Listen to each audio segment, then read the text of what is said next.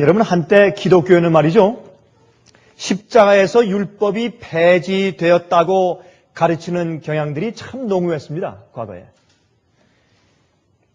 그런데 지난 5월 7일 날 미국 개신교회는 천주교회와 유대교회와 3자 연합을 한 다음에 10계명의 날을 선포했습니다.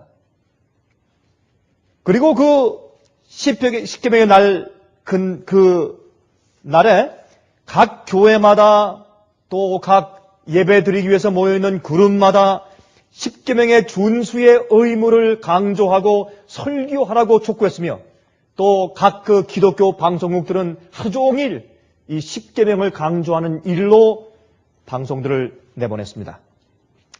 참 이상한 일이 벌어지고 있죠. 그래서 그에 대한 일환으로 우리도 그 일에 협력해서 10계명에 대해서 강조하는 것이 참 중요할 것 같습니다.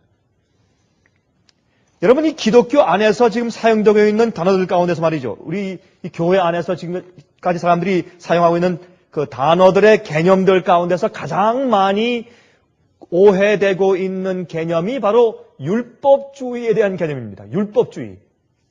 사람들이 조금만 하면 그 율법주의야. 너무 그러지 마라. 너무 이렇게 꼬장꼬장하지 말아라. 너무 지나치게 하지 말아라. 하는 식으로 율법주의에 대한 그런 비난들이나 고소를 많이 하는 그런 사회에 우리가 살고 있습니다. 자, 그래서 우리가 오늘 말이죠, 무엇이 율법주의인가? 우리 그것을 좀 이해하는 것이 좋겠습니다. 성경적으로 무엇이 율법주의인가? 사람들이 조금만 하면 율법주의 하는데 또 율법주의를 가지 말아라 라고 말하는데 율법주의나 아니면 바리새인주의가 도대체 무슨 뜻인지를 우리가 알고 사용하는 것이 참 중요할 것이라고 생각이 됩니다. 흔히들 사람들은 율법주의라고 생각하는 개념은요, 법대로 살려고 하는 경향이 율법주의다, 그렇게 생각을 해요. 법대로 살려고 한다. 여러분, 법대로 살려고 하는 것은 좋은 거 아닙니까? 그런데 그래서 이 좋게 율법대로 살려고 애쓰는 그것을 율법주의라고 고소한다면 이건 참 우리가 문제가 되는 것입니다. 그래서 좋은 행동들이나 좋은 순종의 생활까지 마치 율법주의로 오인되는 경우들이 많이다 그 말입니다. 하지만 율법주의란 우리의 노력이나 순종 자체가 우리에게 영생을 준다고 생각하는 개념을 말하는 것이지, 다시 말하겠습니다.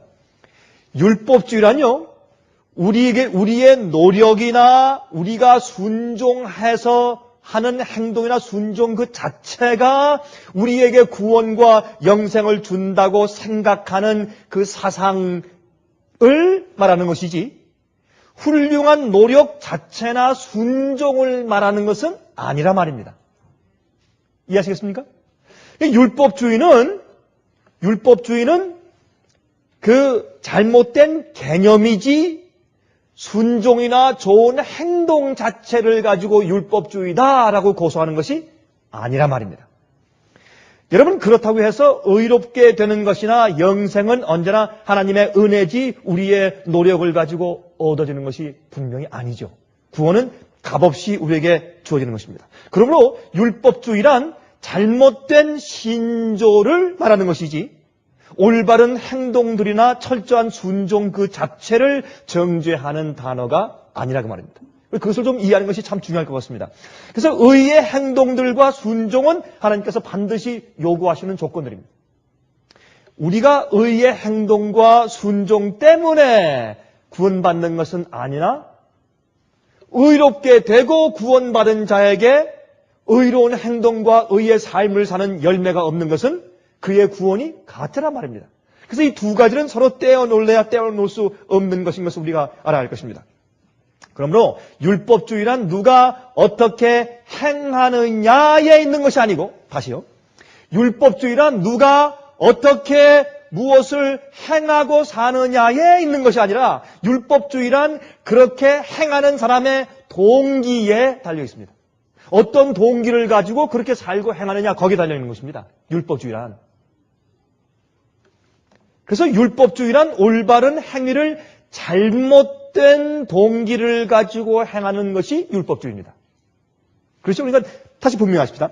우리가 올바른 생활을 살고 법을 지키고 계명을 지키며 의로운 생활을 사는 그 자체가 너무 법을 강조하기 때문에 율법주의다. 그게 아니고 올바른 삶을 살려고 애쓰는데 올바른 삶을 살고 의로운 행동을 하는 마음의 동기가 잘못되어 있는 것을 율법주의라고 하는 것입니다. 그렇게 함으로 내가 구원을 쌓아나가는 것이다. 내가 이 올바른 행위와 의로운 행동을 함으로 내가 구원을 얻는 것이다 라고 느끼기 때문에 그것을 율법주의고 바리새주의라고 우리가 명명하는 것입니다.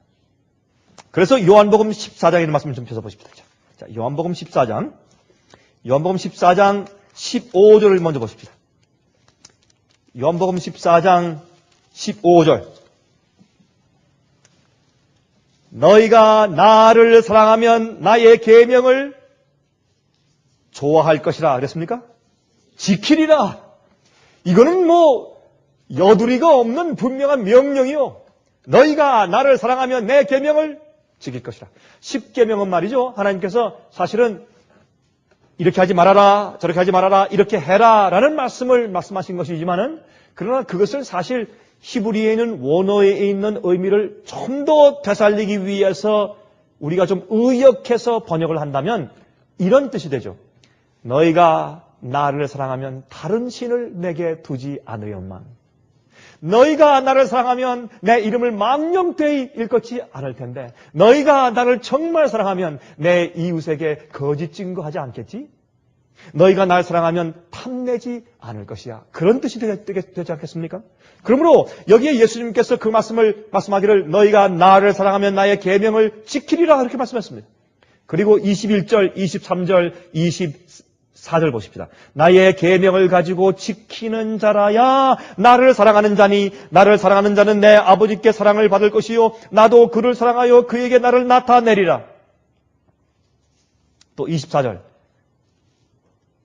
예수께서 대답하여 가라사대 사람이 나를 사랑하면 내 말을 지키리니 내 아버지께서 저를 사랑하실 것이요 우리가 저에게 와서 거처를 저와 함께 하리라. 나를 사랑하지 아니하는 자는 내 말을 지키지 아니하나니 너희의 듣는 말은 내 말이 아니요 나를 보내신 아버지의 말씀이니라 그랬습니다. 여기 보면 하나님의 계명을 지키는 것을 사랑으로 연결시켰기 때문에 그 동기가 사랑이기 때문에 예수께서 말씀하신 것은 이건 의로운 삶이라 말씀하신 것입니다. 너희가 나를 사랑하면 나의 계명을 지킬 것이라고 말씀하신 것입니다. 이것은 율법주의가 아닙니다.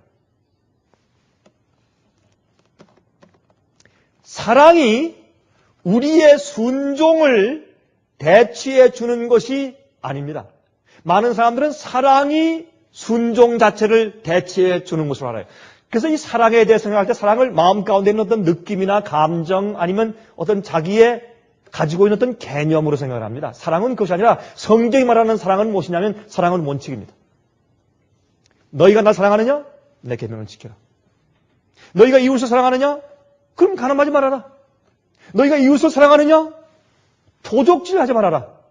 그게 사랑이에요. 성경이 말하는 사랑은 원칙이지 우리 마음 가운데 가지고 있는 감정이 아니에요.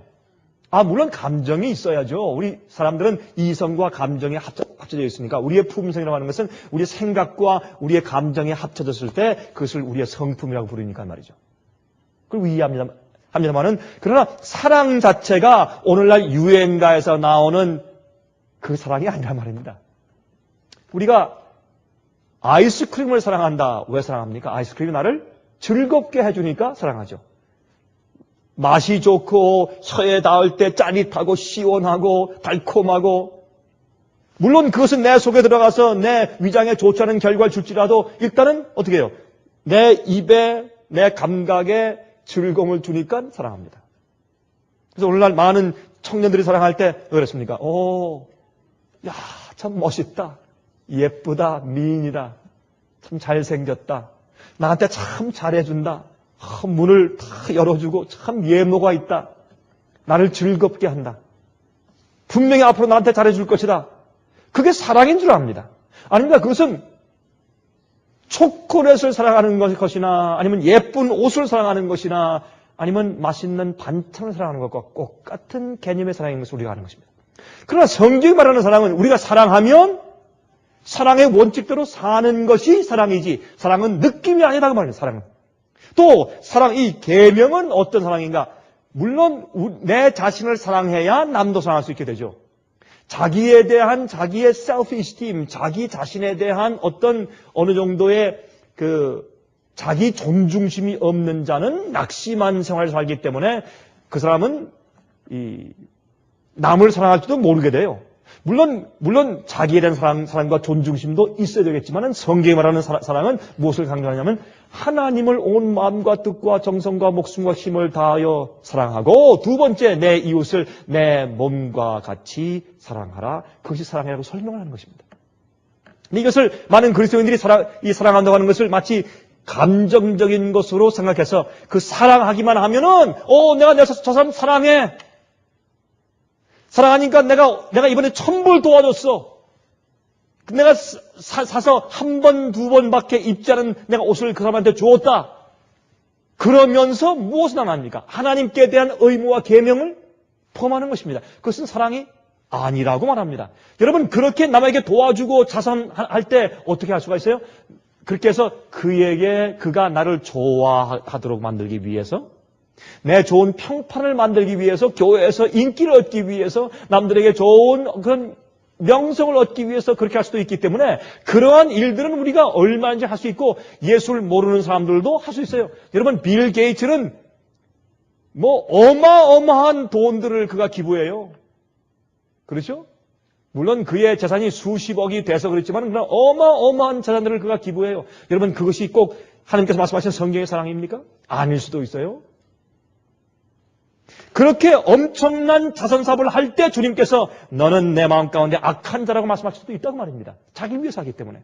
그리고 성경은 분명히 설명하기를 주 너희 하나님을 사랑하고 내 이웃을 내 몸처럼 사랑하라고 말씀하시면서 그 계명에 대한 원칙을 가지고 10계명을 주신 것입니다. 그러므로 사랑은 원칙입니다. 주께서 말씀하신 명령대로 사는 것이 사랑이에요. 사랑은 아주 간단해요. 이거 사람들이 오해하는 것입니다. 10계명을 지킨다고 10계명의 나를 만들지만은 많은 사람들이 주께서 말씀하신 10계명에 있는 조목들을 어기고 불순종하면서 사랑의 감정만 가지고 우리가 계명을 존중한다고 생각을 하는 것입니다. 그런 착각 가운데 있기가 참 쉬운 것이에요. 여러분 사랑이 우리의 순종의 동기가 되는 것이지 사랑이 우리의 순종 자체를 대치해주고 사랑하는 마음이 있기 때문에 나는 조목조목 주의 말씀과 명령을 순종할 필요해서 내가 벗어난다라고 생각하면 그건 오산이라고 말입니다. 사랑하는 자체로 끝나는 것이 아니라 사랑은 우리의 올바른 행동과 순종을 만들어내는 도구가 되는 것입니다. 하지만 사탄은 말이죠. 많은 그리스도인들 사이에 사랑이란 마치 더 이상 계명도 지킬 필요가 없게 되고 아무런 의로운 행동도 필요 없게 만드는 것으로 생각하게 돼요. 사랑은 마치 우리에게 마음대로 살 수 있는 면허증을 주는 것처럼 착각하는 것입니다. 그것은 사랑이 아닙니다. 방종이죠. 자기의 감정과 느낌이죠. 그건 잘못된 생각입니다. 자, 제가 예를 좀 들겠습니다. 두 가지 예를 듭니다. 여러분 알아맞혀 보세요. 이것이 율법주의인지 아니면 올바른 사랑인지 한번 알아맞혀 보세요. 첫 번째, 나는 10계명을 지키겠다. 지켜야 한다. 그리고 11조를 신실하게 바치겠다. 그렇게 해야 영생을 얻고 하늘나라에 들어갈 것이 아닌가? 무엇입니까? 율법주의입니다. 첫 번 부분에 지키겠다, 하겠다, 11조를 꼭 바치겠다. 좋은 것입니까? 좋은 것입니다. 의로운 것입니까? 의로운 것입니다. 우리가 마땅히 해야 됩니까? 마땅히 해야 됩니다. 우리의 의무입니까? 의무입니다. 근데 그 두 번째, 그렇게 해야 하늘에 들어갈 것이다. 이것은 율법주의 생각입니다. 근데 똑같은 행동을 가지고 이렇게 두 번째 예로 좀 바꿔보십시다. 예수께서 나를 이렇게 사랑하셔서 십자가에 가실 때까지 당신 자신을 나를 위하여 내어주심으로 내가 영생을 얻을 수 있도록 해주셨으니 나는 기쁜 마음으로 주의 명령인 하나님의 계명을 지킬 것이다. 그 계명은 너무나 합당한 것이요 옳고 거룩한 것이기 때문에 내가 지키는 의무가 생기는 것이다. 그리고 나의 11조를 하나님께 철저하게 드리는 일은 너무나 당연한 일이요. 그렇게 해서 진리를 모르는 자들이 하나님의 진리와 예수님을 알 수 있도록 도와주는 것이 나의 의무이니까. 율법주의입니까? 사랑입니까? 사랑입니다. 똑같이 계명을 지키고 똑같이 11금을 드리는데 마음의 동기에 따라서 율법주의가 되든지 아니면 사랑의 행동이 되는 것입니다. 이것을 가지고 율법주의라고 말하는 것이지 의롭고 순종하는 행동 자체나 경향을 가지고 율법주의라고 말하는 것은 아니라고 말입니다. 그런 많은 이런 잘못된 개념들이 교회 가운데 퍼지는 것을 볼 수 있는 것입니다. 똑같은 행동을 하고 있는데 동기가 문제다 그 말입니다. 그런데 아직도 많은 그리스도인들이 말이죠. 계명을 순종하는 일과 의롭게 살려는 노력을 율법주의로 낙인 찍는 경우가 있다 그 말입니다. 무엇은 하고 무엇은 하지 말라고 하는 말씀들을 이야기하면 율법주의. 그래. 무엇을 해야 된다, 지켜야 된다, 이거 하지 말아야 된다 그러면 율법주의 그래요. 그건 잘못된 생각이에요. 성경은 무엇을 하라, 무엇을 하지 말라는 말씀으로 가득 차 있고 십계명 자체가 무엇은 하고 무엇이 하지 말라는 뜻이에요. 맞습니까? 십계명 자체는요, 무엇을 하지 말라고 말씀하시고 무엇을 하라고 말씀하세요. do's and don'ts가 그게 뭐예요? 십계명이에요. 그래서 사람들이 생각을 잘못하고 있어요. 개념을 바꿔야 돼요. 만약에 말이죠, 이 무엇을 하고 무엇을 하지 말라라고 말하는 그런 것 자체가 율법주의의 정신을 가진 것이라고 한다면, 만약 그렇단 말이죠. 그러면 우리가 율법주의에서 어떻게 탈출해야 합니까? 만약 그렇게 잘못된 개념을 가지고 있다면 우리가 율법주의에서 탈피할 때 이렇게 탈피해야 돼요. 계명을 더 많이 범하면 범할수록 율법주의에서 탈피하게 돼요. 그렇죠? 왜? 무엇을 하라, 뭘 하지 말라 자꾸 강조하면 그 율법주의야. 그렇게 살지 마라. 우리는 은혜 가운데 사는데, 사랑으로 우리가 살고 우리가 믿음과 은혜 가운데서 구원받고 사는데 왜 자꾸 그런 강조하느냐. 율법주의라고 얘기한다면 그러면 우리가 계명을 더 많이 범하면 범할수록 율법주의에서 탈피하게 되는 것이에요. 그래서 우리가 우리 죄를 합리화시키게 되는 것이에요. 다시 말해서 도적질을 하고 살인하고 간음을 행해야 율법주의에서 탈피하게 돼요. 그런 어불성설 이상한 역설적인 문제가 생겨버려요. 율법주의에 대해서 오해하게 되면. 그래서 많은 사람들이 계명을 지키는 일에 대해서 사람들이 별로 주의를 가하지 않게 되는 것입니다. 계명은 마음으로 지키는 것입니다. 동기가 문제입니다. 동기가. 만약 그렇게 하는 것이 사실이라면 예수님은 정말 율법주의자였습니다. 예수님처럼 율법주의자가 세상에 없어요. 그렇죠? 그러나 예수님은 주의 아버지의 계명을 지키시는 분이었는데 그분은 사랑으로 그렇게 하신 것이고 그분 생애 자체가 그런 생을 사신 것입니다. 그래서 여기에 요한복음 14장 31절과 15장 10절에 말씀하기를 오직 내가 아버지를 사랑하는 것과 아버지의 명하신 대로 행하는 것을 세상으로 알게 하려 함이로다. 일어나라. 여기를 떠나지 하시니라. 내가 아버지의 계명을 지켜 그의 사랑 안에 거하는 것 같이 너희도 내 계명을 지키면 내 사랑 안에 거하리라. 왜 이 말씀을 사람들이 오해하는지 모르겠어요. 우리가 주의 계명을 지키는 것은 주님의 사랑 가운데 거하기 때문에 지키는 것이고 내가 주의 사랑 가운데 거하면 자연히 계명을 지키는 열매가 생기는 것입니다. 여기 오해할 것이 아무것도 없어요. 제가 한 번은 어느 가정에 방문을 가는데 방문을 가서 이제 그 집에 이제 들어가자마자 보니까 말이죠. 마치 제가 이제 방문해서 제가 이제 차를 대고 내려와서 그 집에 들어가는 시간과 남편이 직장에서 돌아오는 시간하고 거의 맞물렸어요. 그래서 제가 내려서 이제 보기 시작했는데 남편이 직장에 돌아왔는데 그 남편은 미케닉이니까 이제 정말 미케닉은 참 또 이제 트럭 미케닉이니까 얼마나 힘든 일을 하겠어요. 그 무거운 거 들고 참 쓰고 저렇게 이제 일을 하고서 집에 들어오는데 들어오면서 보니까 말이죠. 그 앞에 그 잔디에 앞에 마당에 그냥 그 집에 아이들이 3명인데 그냥 놀다가 자전거 그다음에 인형 장난감 그저 칙하게 다 그렇게 흘려놓았습니다. 이 아버지가 들어오면서 다 그걸 집어서 다 정리하며 들어와요. 그렇게 하루 종일 수고했던 그 남편이 아버지가 들어오면서 또 그 장난감을 다 집으면서 정리하며 들어와요. 그러면서 그 얼굴에 미소가 있어요.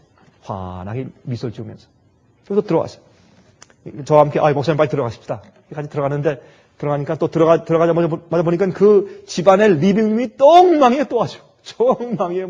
아이들이 양말 벗어던지고 신발 벗어던지고 말이죠. 그 다음에 옷 벗어던지고 엉망이니까 또 이 남편이 또 그 들어오자마자 또 그걸 다 다 집어서 빨래통에 집어넣고 다 정리하며 들어와요. 그러면서 그 아버지 얼굴에 미소가 있어요. 또 조금 있으면 엄마가 저 바스룸에서 또 소리가 들려요. 여보! 당신이에요? 잘 왔어요. 지금 저 타월 좀 갖다 줘. 타월이 없어요. 그러니까 또 쫓아가서 또 타월을 갖다가 또 아이를 목욕시키고 있는 거 엄마가 또 타월 다 갖다 주고 그렇게 해요. 근데 제가 그 모습을 옆에서 가만히 지켜보니까 전혀 부담이 아니에요. 아주 즐거움으로 얼굴에 미소를 머금고 왜? 사랑하니까 가족을. 자기 아이들 일이니까 자기 부인 일이니까. 그것은 부담이 아니에요. 그래서 성경은 계명은 부담이 아니라고 우리에게 짐이 아니라고 계명에 대해서 성경은 설명하고 있단 말입니다. 그래서 율법주의에 대한 잘못된 개념이 하나님의 명령과 계명들에 대한 잘못된 태도를 가지게 하는 것입니다. 여러분 하나님께서 우리에게 계명을 주시고 명령을 주실 때 불완전해서 바꾸거나 없애버릴 필요가 있는 것으로 주시지 않았어요. 계명을 주신다면 너무 완전해서 더 이상 거기 더 보탤 것이 없다 그랬어요. 그것이 십계명이에요. 영원히 불변하는 것입니다. 그래서 로마서 7장 12절에 말씀하기를 이로보건대 율법도 거룩하며 계명도 거룩하며 의로우며 선하도다.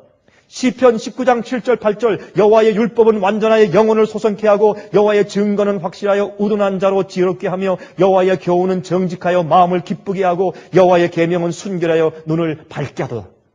계명은 좋은 것이에요. 의로운 것이에요. 우리를 소생케 하고 우리를 의롭게 만들고 선하게 만드는 것이에요. 계명은. 또한 요한계시록 14장 9절부터 12절까지 말씀하기를 또 다른 천사 곧 셋째가 그 뒤를 따라 큰 음성으로 가로되 만일 누구든지 짐승과 그의 우상에게 경배하고 이마에나 손에 표를 받으면 그도 하나님의 진노의 포도주를 마시리니 그 진노의 잔에 섞인 것이 없이 부은 포도주라. 거룩한 천사들 앞과 어린 양 앞에서 불과 유황으로 고난을 받으리니 그 고난의 연기가 세세토록 올라가리로다. 짐승과 그의 우상에게 경배하고 그 이름의 표를 받는 자는 누구든지 밤낮 쉼을 얻지 못하리라 하더라. 성도들의 인내가 여기 있나니 저희는 하나님의 계명과 예수 믿음을 지키는 자니라. 여기에 있는 짐승의 표의 환란을 말하면서 세 번째 천사가 외치면서 말하는 내용을 보면 여기에 하나님의 백성들과 짐승의 표를 받은 백성들 사이에 차이가 생기고 살아계신 하나님의 인을 받은 자들과 짐승의 표를 받고 짐승의 우상에게 경배한 자들의 두 무리가 갈라지는데 첫 번째 무리는 무엇입니까? 예수 믿음은 강조해요. 하지만 주님의 계명을 지키는 경험은 없는 것입니다. 여기 짐승의 표를 얘기할 때 짐승의 표만 강조하지 말고 짐승의 표를 강요하는 뒤에 세력인 짐승이 누구냐 말이에요. 짐승. 그 짐승의 세력에 대해서 우리가 분명히 알고 있잖아요. 저희 비디오를 통해서 보는 분들이나 아니면 인터넷을 통해서 보는 분들도 이제 저희가 이제 설명한 요한계시록 세미나를 통해서 또 다니엘 세미나를 통해서 아니면 우리 월간지를 통해서 여러분들은 이미 짐승의 표의 그 의미가 무엇인지 대부분 아는 분들이 이제 이 설교를 들으실 거예요. 무슨 뜻입니까? 여러분 이 짐승의 세력은 중세기에 로만 캐토릭에 있는 교황권이 한 일에 대해서 다니엘과 요한계시록은 역사적으로 정확하게 지목하기를 그것이 짐승의 세력과 역사라고 딱 지목해서 말씀을 해주는 것입니다. 아무도 부인할 길이 없어요. 그것은 옛날에 1500년도 초기부터 시작한 종교개혁의 종교개혁자들이 똑같이 설명했고 믿었고 외치다가 죽은 그런 얘기입니다. 요한 웨슬레는 그것을 정확하게 더 부인하고 얘기했죠. 여러분 그러므로 이 앞에 보면 그런 짐승의 세력이 무슨 일을 했습니까? 계명을 바꿨습니다. 두 번째 계명을 없앴습니다. 왜요? 왜 없앴습니까? 두 번째 계명을. 우상 숭배하지 말라고 하니까 무엇인지 깎아 만들거나 거기 절하지 말라고 했기 때문에 그것을 로마 교회에서 하고 있으니까 그 계명을 가질 수가 없어요. 그래서 그것을 없앴어요. 성경엔 있지만은 그러나 영세를 주는 교리 문답책은 그것을 빼버렸어요. 또 네 번째 계명을 또 바꿔버렸어요. 날짜를 바꿨어요. 그렇죠? 그게 안식에 대해서 바꿨어요. 일곱째 날에서 첫째 날로 바꿔버렸어요.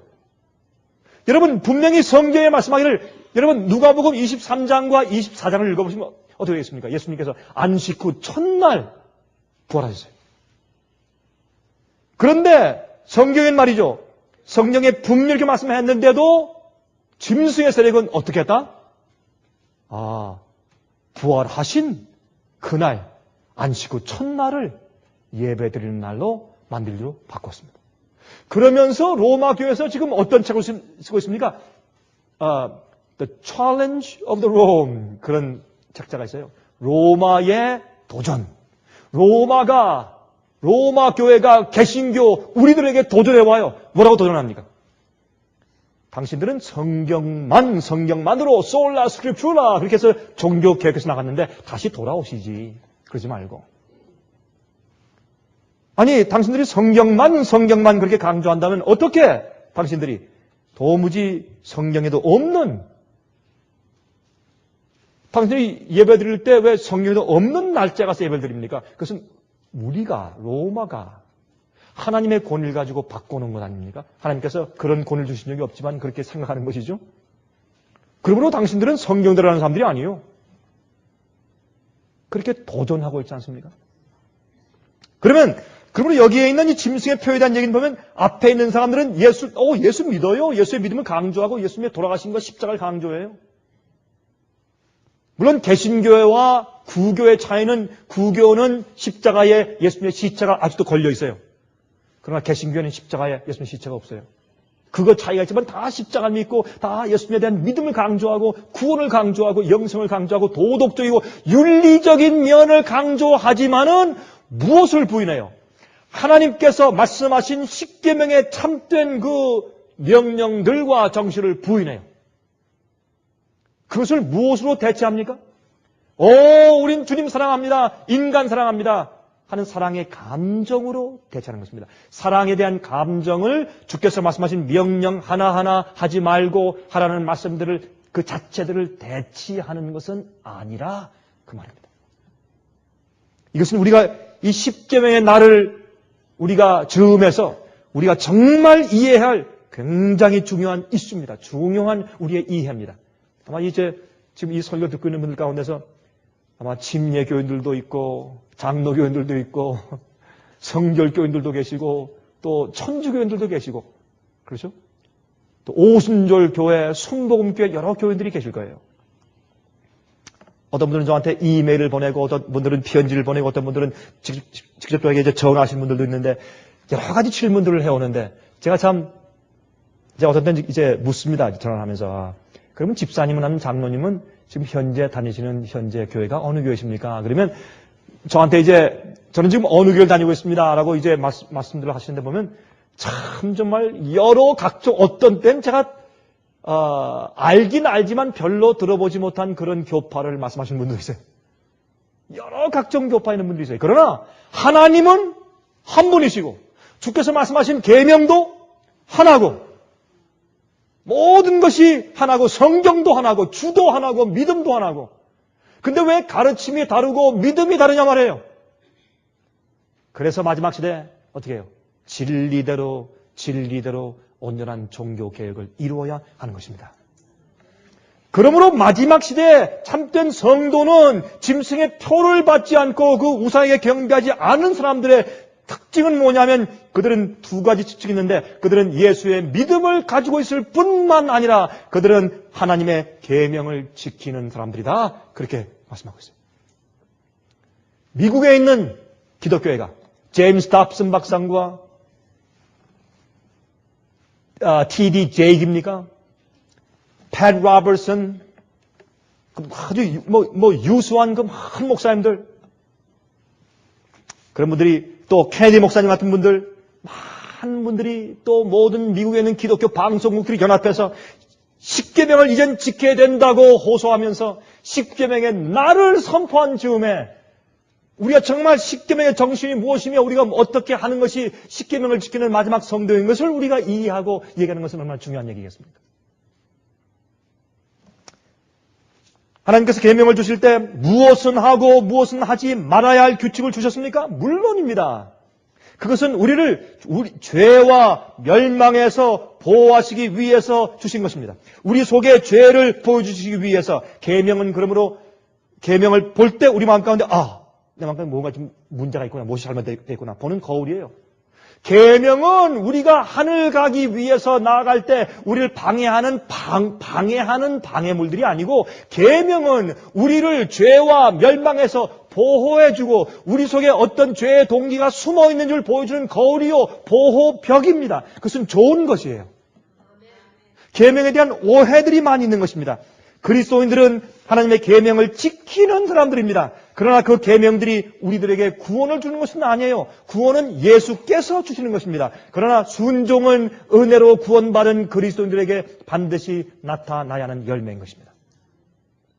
십계명 자체가 우리에게 용서를 주는 것은 아니지만은, 계명은 우리가 그리스도 안에 살고 있는지 아닌지를 알려주는 중요한 거울 같은 부분을 담당하고 있는 것입니다. 여러분, 하나님께서 에덴 동산에서부터 인간들이 하나님의 계명을 순종하면서 살아야 한다는 것을 말씀하시고 그것을 영생의 조건으로 삼으셨습니다. 아담과 해와야, 이 동산에 있는 모든 실과 너희가 다 먹되 내가 지정하는 이 선악과만큼은 따먹지 말아라. 따먹는 날에 내가 결단코 죽을 것이라. 그러므로 보면 이미 우리 인간을 창조하신 직후부터 하나님께서 우리에게 계명을 주시면서 주님께서 해야 될 것과 하지 말아야 할 것을 말씀하시면서, 다른 것들은 다 먹어라. 생명나무를 먹어야 그래 산다. 그러나 이것만큼은 하지 말아라. 먹지 말아라. 해야 될 것과 하지 말아야 될 것이 이미 인간이 창조된 다음부터 에덴 동산에서부터 존재했어요. 그것을 순종하면 영원히 살고 순종하지 않으면 죽는 것이에요. 하나님 안에는 반드시 주님의 명령을 순종하면 살고 불순종하면 죽는 것입니다. 왜 이것 때문에 그리스도인들이 불평한지 모르겠어요. 그러면 주님께서 내게 뭐라고 말씀하시는가 알고 싶으면 성경을 읽어서 공부하면 돼요. 십계명을 공부하면 돼요. 연구하면 돼요. 그리고 지키고 순종하면 돼요. 근데 사람들이 말이죠, 어떻게 합니까? 자기가 편리할 때까지만 순종해요. 그리고 그 지점이 딱 지나서 조금이라도 자기에게 불편을 준다든지 어려움을 주면 싹 들어서요. 아주 토라져요. 그걸 우리가 뭐라 그래요? 토라지는 사람을 우리가 뭐라 그래요? 아이들. 아주 셀쭉하죠. 셀쭉하고 탁 토라지고. 아이들이 그렇잖아요? 근데 문제는 어른들이 그러니까 문제가 어른들이 셀쭉하고 돌아서고 그런 건 문제예요. 어른들이 하나님께서 말씀하신 명령을 따를 때 하나님께서 디자인하시고 말씀하신 대로 따르지 않고 자기 마음대로 해요. 그래서 예수께서 이 땅에 오셔서 보여준 삶이 무엇입니까? 아버지께서 내게 말씀하신 대로 사는 것을 보여주신 것입니다. 예수님께는 계획이 없었어요. 아침에 일어나서 이른 아침에 가서 아버님께 기도했습니다. 아버지, 오늘 내가 어디 가서 누구에게 무슨 말하고 어떻게 생활할까요? 주님께서 성령으로 가르치셨습니다. 그게 예수님의 생애였습니다. 그리고 그분께서 겟세마네 동산에서 기도하실 때, 아버지시여, 할 수만 있으면 이 잔을 내게서 옮겨주십시오. 내가 견디기 힘들 것 같습니다. 그러나 내 뜻대로 마옵시고 아버지의 뜻대로 하시옵소서. 그것이 예수의 생애였습니다. 그것이 계명을 지키는 우리의 생애요, 우리의 정신입니다.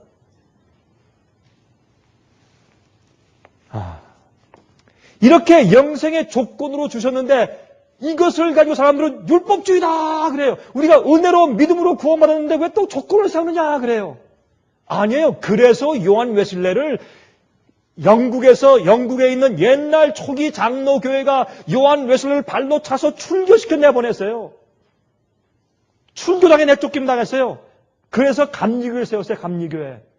감리교회는 영어로 메토디스트라는 뜻은 있는 그대로 직역하면 영어로 방법론자들 놀리는 말이에요. 왜 놀렸습니까? 아니, 성경에는 우리가 믿음으로 은혜로 구원받는다고 되어 있는데 무엇도 구원받기 위해서 성결한 생활을 살아야 된다. 주의 계명을 지켜야 된다. 우리의 품성이 발전하고 성화의 열매를 맺어야 된다 하는 것을 조건으로 설명하느냐? 요한 웨슬레는 우리가 믿음으로 구원받은 자에게는 반드시 성화의 열매가 있어야 되고 성화의 열매가 없으면 구원이 없다고 말하는 구원의 조건을 달았어요. 그게 성경이 말씀하시는 거거든요. 그러니까 믿음으로 구원이 끝났고 한번 구원받으면 영원히 구원받아 버렸다고 생각하는 사람들이 요한 웨슬레를 싫어해서 내쫓아버린 것입니다. 지금도 마찬가지예요. 지금도 십계명의 나를 선포하고 이것을 강조하는 기독교에서 아직까지 이 문제에서 오해하고 있다고 말입니다. 그러므로 주께서 말씀하신 것을 따라 행하는 것은 영생의 조건으로 되어 있는데 그 조건을 행하는 자체가 율법주의가 아니라 잘못된 동기로 행하는 것이 율법주의인데 우리가 사랑하는 마음으로 주의 뜻대로 사는 것은 그것은 율법주의가 절대로 아니고 반드시 그리스도인이 행해야 할 우리의 의로운 삶인 것입니다. 그러므로 누가복음 16장 10절에 말씀하기를 지극히 작은 것에 충성된 자는 큰 것에도 충성되고 지극히 작은 것에 불의한 자는 큰 것에도 불의하니라. 마태복음 15장 17절부터 20절까지 말씀하기를 내가 율법이나 선지자나 폐하러 온 줄로 생각지 말라. 폐하러 온 것이 아니요 완전케 하려 함이로다. 진실로 너희에게 이르노니 천지가 없어지기 전에는 율법의 1.1획이라도 반드시 없어지지 아니하고 다 이루리라 그랬습니다. 다 이룰 것이라. 그러므로 누구든지 이 계명 중에 지극히 작은 것 하나라도 버리고 그같이 사람을 가르치는 자는 천국에서 지극히 작다 일컬음을 받을 것이요 누구든지 이를 행하며 가르치는 자는 천국에서 크다 일컬음을 받으리라. 내가 너희에게 이르노니 너희 의가 서기관과 바리새인보다 더 낫지 못하면 결단코 천국에 들어가지 못하리라. 예수께서 말씀하셨어요. 나는 율법을 폐하러 온 자가 아니다. 너희의 의가 바리새인들과 서기관보다 더 낫지 못하면 결단코 천국에 들어가지 못한다. 그게 무슨 말이에요? 십계명은요, 하나님께서 우리에게 지키라고 요구하시는 최소한의 조건이에요. 최대한이 아니에요. 최소한이에요. 그건 기본이요. 그래서 우리가 율법 아래에 있지 않고 은혜 아래에 있는 것이에요. 율법 아래에 있는 것은 율법을 안 지키기 때문에 정죄받고 있는 상태를 말해요. 심판받고 있다는 것이 율법 아래에 있다는 뜻이에요. 그러나 은혜 아래에 있다고 하는 것은 예수님의 은혜의 능력과 성령의 은혜를 통해서 내 마음이 거듭나고 중생하고 내 마음이 바뀌었기 때문에 예수의 마음을 받았기 때문에 내 마음이 변했어요. 그렇게 은혜 아래에 있기 때문에 이미 우리는 십계명과 율법 위에 서 있어요. 그 계명을 지키려고 바등바등할 필요가 없어요. 이거 지켜 내가 구원받는데 이거 해야지 저거 해야지 바등바등할 필요가 없어요. 이미 지키는 은혜스러운 마음이 내 마음 가운데 들어갔기 때문에 은혜 안에 있는 것이에요. 여러분들은 아침에 일어나서 부인을 죽이지 않으려고 애쓰십니까? 이게 참 우스운 얘기예요. 그렇잖아요? 아니 남편을 내가 오늘 내가 오늘 칼로 한번 찔러서 어떻게 해야지 그런 마음이 있기 때문에 남편을 칼로 찌르지 않으려고 애쓰며 사세요? 그렇다면 그건 결혼이 아니라 지옥이죠. 아니, 남편의 주머니에서 돈을 훔칠 그런 욕망을 억제하려고 애써요, 여러분? 아니잖아요. 왜 안 해요? 그거는 이미 지난 거예요, 그거는. 그건 옛날에 하던 짓이지. 이미 지나서 은혜 아래 있기 때문에 사랑 가운데 있기 때문에 그게 그런 뜻이에요. 남편과 아내와 남편이 사랑 가운데 있기 때문에 서로 간음하지 않고 도둑질하지 않고 살인하지 않고 거짓 증거하지 않으려고 애쓸 필요가 없어요. 그건 아주 초보적인 것이요. 이미 지나갔어요. 나는 사랑 안에서 은혜 안에서 이미 그 위에서 더 높은 표준을 향해서 나아가고 있어요. 내가 부인을 어떻게 더 기쁘게 해줄까? 내가 남편을 어떻게 더 기쁘게 해주고 내가 더 신실할 수 있을까? 그걸 생각하는 것이지 어떻게 하면 내가 살인하지 않고 거짓말하지 않고 이거는 기초적인 일이에요. 그리고 십계명에 있는 조건들은 내가 어떻게 하나님을 사랑하며 내 이웃을 어떻게 사랑하는지에 대한 아주 기본적인 가장 기초적이고 가장 최소한의 요구지 최대한의 요구가 아닌 것을 많은 그리스도인들은 이해하고 살아야 할 것입니다. 또한 잠언 23장 7절에 아까 읽은 말씀 가운데서 만약 이 계명 중에 지극히 작은 것 하나라도 버리고 또 그같이 가르치면 천국에서 지극히 작다 일컬음을 받을 것이요. 이것을 가지고 어떤 사람들은 자 보라 그렇게 계명을 무시하고 안 지켰어도 하늘에 가진 않느냐 가는 것은 아니냐 가기는 가지 않느냐 가서 적다고 인정받고 상금 못 받을 테니까 그래서 그게 부끄러운 구원이래요. 세상에 사람들이 별말을 다 만들어내요. 부끄러운 구원이 있고 영광스러운 구원이 있는데 하늘에 가서 상을 많이 받는 것은 영광스러운 구원이고 상금은 못 받지만 겨우 그저 그 예루살렘 성문에 들어가는 것은 부끄러운 구원이에요. 여러분이 지금 제 설교를 이 비디오를 통해서 보는 분들은 그렇게 좀 생각하는 분들은 회개하셔야 돼요. 그런 생각을 가진 자체가 마음 가운데 벌써 주님에 대한 온전한 사랑이 없다는 뜻이에요. 그건 잘못된 생각이요. 그런 생각이 세상에 어디 있어요? 그런 생각이. 부끄러운 구원이 세상에 어디 있어요? 여러분 여기에 하늘에서 적다 일컬음을 받는다는 말은 구원받지 못한다는 뜻이에요. 큰 자가 하늘에 가죠. 적은 자는 못 오는 거예요. 그런 뜻이에요. 이게 있는 말씀이. 바리새인과 서기관보다 우리 의가 낫지 못하면 결단코 천국에 들어가지 못한다. 바리새인과 서기관들이 그들이 행한 것은 훌륭한 일을 많이 했어요. 예? 그러나 우리가 그렇게 사는데 그들보다 더 나은 동기를 가지고 하는 것이에요. 어떤 동기? 사랑의 동기를 가지고. 자원하는 동기를 가지고.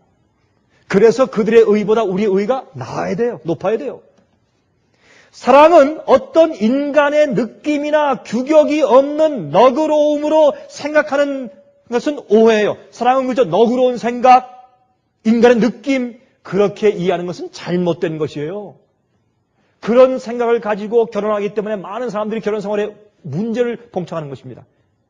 사랑은 계명에 대한 순종이라고 하나님께서 성경에 말씀하시고 강조하세요. 사랑은 느낌으로 전락시키는 것이 아니라 그래서 허다한 죄들을 사랑이라는 감정으로 슬쩍 무마하거나 덮어버리는 것이 아니에요. 제가 한 분하고 제가 대화를 하는데 저도 그 얘기를 듣고 제가 놀랐어요. 이 사람이 가늠을 한 사람인데 저와 지금 상담을 하고 있는데 그 사람이 얘기를 쭉 하다가 어떤 얘기를 하냐면 이런 얘기를 해요. 목사님 근데 제가 이거 사랑으로 한 거 아닙니까 이거? 제가 목사님 사랑으로 한 겁니다. 사실 시작도 그 사람 불쌍해서 사랑으로 한 겁니다. 하나님께서 이 정도는 봐주시지 않을까요? 그래요. 사랑을 오해한 거예요. 사랑을 규격이 없는 너그러움으로만 전락시켰기 때문에 성경의 사랑을 말하는 것이 아니었어요. 그렇게 되게 되었어요. 하나님께서 그걸 아시기 때문에 주님께서 사랑에 대한 정의를 정확하게 성경에 써주신 것입니다. 율법주의는 제가 다시 말하지만 무엇을 행하는 면이 아니고 왜 그것을 행하는지에 대한 동기의 문제가 율법주의를 만드는 것입니다. 그러므로 마태복음 22장 37절부터 40절에 말씀하기를 예수께서 말씀하시되 내 마음을 다하고 목숨을 다하고 뜻을 다하여 주 너희 하나님을 사랑하라 하였으니 이것이 크고 첫째 되는 계명이요 둘째는 그와 같으니 내 이웃을 내 몸과 같이 사랑하라 하셨으니 이 두 계명이 온 율법과 선지자의 강령이라. 강령이 뭐예요? 요점이에요. 성경의 모든 율법과 선지자가 뭐예요? 예수님 당시에 구약 성경이라는 뜻이에요. 성경. 구약 성경이 무엇이 있습니까? 선지서들, 율법서가 뭐예요 또? 모세의 오경, 그게 율법서 아니에요? 모세 율법 책들? 그래서 성경 전체라는 뜻이에요. 성경 전체를 요약하면 두 가지로 말할 수 있는데 첫 번째, 하나님 사랑하고 두 번째, 이웃 사랑하고 그것이 계명 지키는 것이에요. 근데 그 계명을 지킬 때 하나님을 사랑하는 방법이 뭐예요? 첫째부터 넷째까지 말씀하신 대로 내가 순종하는 것이에요. 왜? 주님을 존경하고 사랑하기 때문에. 또 이웃이라는 것은 다섯째부터 열째까지 지키는 것이에요. 왜? 내가 이웃을 사랑하기 때문에. 그러므로 십계명의 조목들 하라 하지 말라는 것은 최소한의 요구고 거기서부터 우리가 점점 더 우리가 높은 의의 표준으로 올라가야 되는 것입니다. 사랑이 순종을 대체하는 것이 아닙니다. 그래서 누가복음 6장 46절에 예수께서 통탄하며 말씀하셨어요. 한번 들어보십시다. 예수께서 말씀하셨어요. 너희는 나를 불러 주여 주여 하면서도 어찌하여 나의 말하는 것을 행치 아니하느냐? 이거 율법주의예요? 정말 율법주의처럼 들리죠? 그러니까 그것은 사랑이에요. 너희는 주여 주여 하지만 날 사랑하지 않는다 그 말이에요. 두 번째, 마태복음 7장 21절 나더러 주여 주여 하는 자마다 천국에 다 들어갈 것이 아니요 다만 하늘에 계신 내 아버지의 뜻대로 행하는 자라야 들어갈 것이라. 내 아버지의 뜻대로 원칙대로 행하고 따르고 순종하는 자가 아버지를 사랑하는 자다. 그런 뜻이에요. 성경 말씀은. 이것을 오늘날 세상의 유행가의 사랑에 대한 감정적인 느낌으로 사람들이 전락시켜서 내 마음 가운데 와 사랑의 감정이 있다. 난 주님 사랑합니다. 방언전하고 찬송하고 박수치며 찬송하며 아주 신나게 예배를 드리고 또 눈물 흘리고 나면 마치 마음 가운데 감정적으로 하나님을 사랑하는 것처럼 착각하도록 만들게 되는 것입니다. 그러나 사랑은 원칙이요 성경 말씀을 따라 사는 것이요 성령께 구해서 내 죄의 본성을 쳐서 복종시키고 주님의 뜻대로 사는 것이 사랑입니다. 성경은 그렇게 설명하고 있는 것입니다. 이거 사람들이 오해하고 있는 것이에요. 마치 그래서 이제 텔레비전을 보면서 연속 방송을 볼 때 젊은 남녀가 사랑하는 것 같은 그런 뜨끈뜨끈한 사랑의 감정을 마치 계명을 지키고 신앙을 가진 사랑처럼 오해하고 곡해하게 되는 것입니다. 여러분, 제가 집회하고 난 다음에 사람들한테 보시면서 당신한테 좀 이런 문제가 있지 않습니까? 이거 고쳐야죠. 이거 바꿔야죠. 아니, 목사님, 난 주님 사랑하고, 난 주님께서 날 이미 구원하셨고, 처음 얘기할 때, 주님 사랑하십니까? 다, 아멘. 손 들고, 그래요. 또, 주의 뜻대로 살기 원하십니까? 아멘 해요. 주님께 순종하기 원하십니까? 아멘 해요. 근데 그들 생활 가운데 있는 문제를 지적하면서 이것은 주의 뜻대로 사는 것이 아니지 않습니까? 이거 바꿔야 되겠죠? 말씀대로 하면 금방 말이 달라져요. 나 주님 사랑하고, 주님 나 사랑하시고, 내가 구원받았는데 왜 그러십니까? 금방 말이 바뀌어요. 이렇게 사랑에 대한 오해가 생겼기 때문에 율법주의에 대한 개념이 잘못 뒤바뀌어져 있는 것입니다. 자, 그러면 우리가 어떻게 해야 되겠습니까? 여러분, 율법주의가 되지 않고 참되게 하나님의 계명을 지키는 사람이 될 수 있는 길은 어떤 길일까요? 여러분이시여, 로마서 13장 9절 10절에 말씀하기를 간음하지 말라, 살인하지 말라, 도적질을 하지 말라, 탐내지 말라 한 것과 그 외에 다른 계명이 있을지라도 내 이웃을 내 자신과 같이 사랑하라 하신 그 말씀 가운데 다 들었느니라. 사랑은 이웃에게 악을 행치 아니하나니 그러므로 사랑은 율법의 완성이라 그랬어요. 그 사랑은 성령께서 주시는 사랑이고 하나님의 사랑이에요. 우리 마음 가운데 계신 이 유행과 가사처럼 전락되어 있는 우리의 타락한 그런 심정을 가진 사랑의 그런 감정주의가 아니라 그 말입니다. 사랑은 원칙입니다. 주님의 뜻대로 행하는 것이 사랑입니다. 그래서 우리가 이렇게 주의 계명을 지킬 수 있는 율법주의에서 탈피하고 주의 계명을 지키는 삶을 살 수 있는 유일한 길은 하나님의 사랑이 우리 마음 가운데 부어짐을 받는 것인데 그 길은 에스겔 36장 25절부터 27절까지 있습니다. 에스겔 36장 25절부터 27절까지 있는 말씀 보면 다음과 같은 말씀이 있어요. 맑은 물로 너에게 뿌려서 너희로 정결케 하되 곧 너희 모든 더러운 것에서와 모든 우상을 섬김에서 너희를 정결케 할 것이며 또 새 영을 너희 속에 두고 내 마음을 너희에게 주되 새 마음을 너희에게 주되 우리 마음을 씻고 죄에서 우상에서 씻어서 우리를 회개시킨 다음에 새 영을 우리 마음에 주시고 성령을 주시고 새로운 마음을 우리에게 주신단 말이에요. 또 너희 육신에서 굳은 마음을 제하고 부드러운 마음을 줄 것이며 또 내 신을 내 성령을 너희 속에 두어 너희로 내 율례를 다시 말해서 내 계명을 행하게 하리니 너희가 내 규례를 지켜 행할지니 이것이 새 언약이고 이것이 주님 안에서 거듭나는 경험인 것을 설명합니다. 거듭났다고 하면서 주님의 뜻대로 순종할 간절한 소원이 없는 사람들은 그 마음을 다시 살펴봐야 할 것입니다. 주께서 주님의 말씀과 명령으로 우리 마음을 한번 거울처럼 보여주실 때 우리 마음속에 죄와 허물이 드러날 때 그것을 버리기를 원치 않는 사람은 마음 가운데 문제가 있는 것입니다. 얼마나 이 율법주의에 대해서 오늘날 교회 안에서 잘못 곡해되어 있습니까? 그러므로 요한일서 5장 1절부터 3절에 사도 요한은 말씀했습니다. 예수께서 그리스도이심을 믿는 자마다 하나님께로서 난 자니 또한 내신 이를 사랑하는 자마다 그에게 난 자를 사랑하느니라. 우리가 하나님을 사랑하고 그의 계명들을 지킬 때에 이로써 우리가 하나님의 자녀 사랑하는 줄을 아느니라. 하나님을 사랑하는 것은 이것이니 우리가 그의 계명들을 지키는 것이라. 그의 계명들은 무거운 것이 아니로다. 마지막으로 하나만 더 읽겠습니다. 요한계시록 22장 14절. 요한계시록 22장 14절에 있는 말씀을 보면 거의 그 가운데 이렇게 말씀되어 있습니다. 요한계시록 22장 14절. 이것을 킹 제임스 성경 흠정역 번역으로 제가 읽어야 합니다. 이렇게 되어 있습니다. 그분의 명령들을 행하는 자들은 복이 있나니. 이것을 번역을 조금 잘못해서 한국말 성경 같은 번역들은 그렇게 되어 있기를 두루마리를 빠는 자들은 복이 있나니 이렇게 되어 있어요. 그게 번역이 사실 그것은 여러분 성경 번역 가운데서 조금 그것을 번역이 충분히 안 된 번역 가운데 하나가 바로 이 말씀인데 원래 참된 번역은 이렇게 되어 있어요. 그분의 명령들을 하나님의 명령들을 행하는 자들은 복이 있나니 이것은 그들로 하여금 생명나무에 이르는 권리를 소유하게 하여 그 문들을 지나 그 도시로 들어가게 하려 함이로다. 우리가 주의 명령을 어기고 반역함으로 우리가 에덴 동산에서 쫓겨나서 생명나무 과실을 먹지 못함으로 우리가 병나고 늙어서 죽게 되지 않습니까? 그런데 이제 은혜로 구원받아서 은혜 아래 사는 사람들, 율법주의가 아니지만 은혜 아래 살아서 주의 명령을 따라 순종하는 그런 마음을 가지고 사는 성도들이 다시 생명나무에 나가는 권세를 얻을 것입니다. 주께서 그 일을 베푸실 때 여러분과 제가 꼭 그 자리에 함께 있게 되기를 간절하게 바랍니다.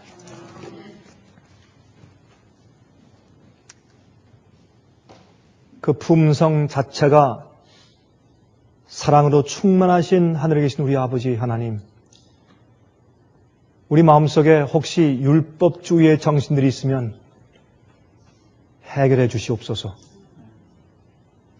주께 대한 거룩한 사랑과 주님께서 거듭나게 하신 심령으로 이웃을 사랑하기 때문에 주의 계명을 지키는 삶이 자연히 열매로 우리 생애 가운데 맺히게 도와주시옵소서.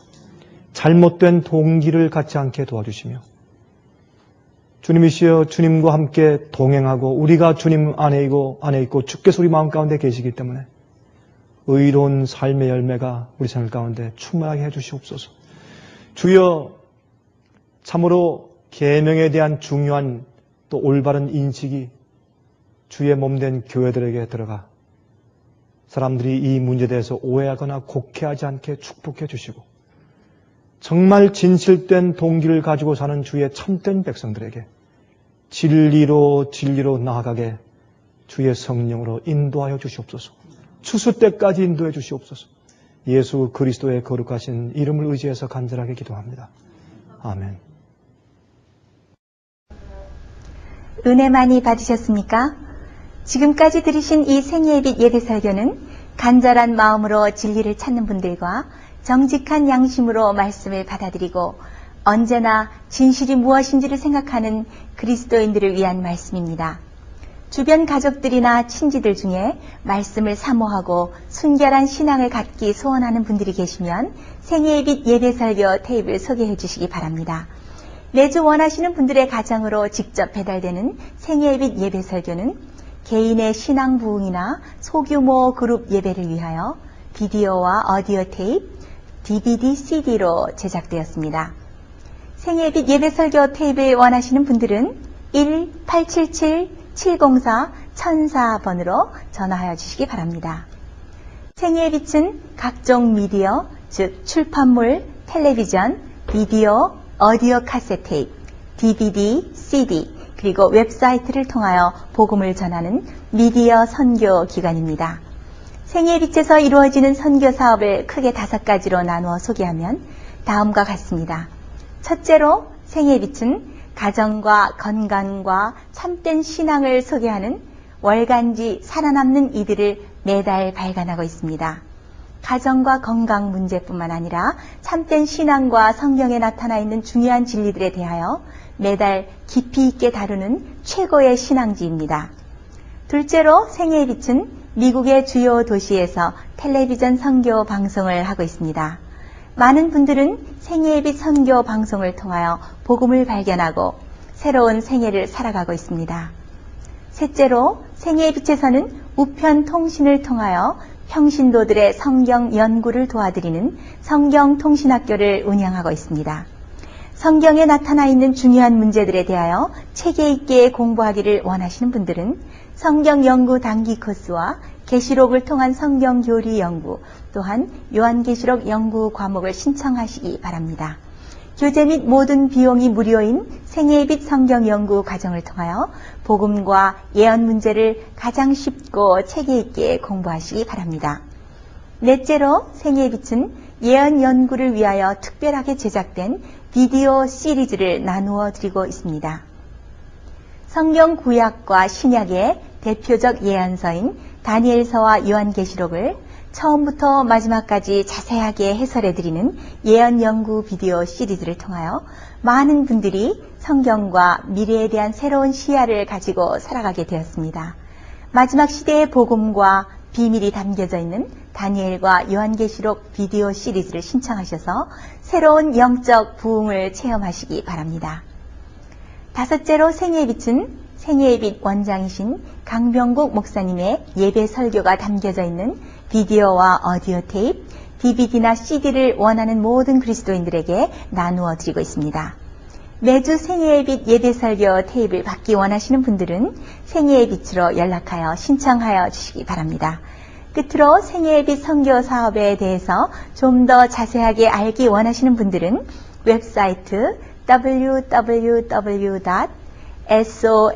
www.sostv.net를 방문하시기 바랍니다. 생애의 빛 웹사이트에는 지금까지 나온 모든 월간지와 비디오 테이프와 텔레비전 방송물들을 누구나 무료로 보실 수 있도록 준비되어 있습니다. 지금까지 소개해드린 생애의 빛 선교 교재들 중에서 원하시는 책자나 테이프 있으시면 무료 전화 1877-704-1004번으로 신청하여 주시기 바랍니다. 미국 동부 시간으로 월요일부터 금요일까지 9시에서 5시 사이에 전화해 주시기 바랍니다. 그럼 다음 시간까지 안녕히 계십시오.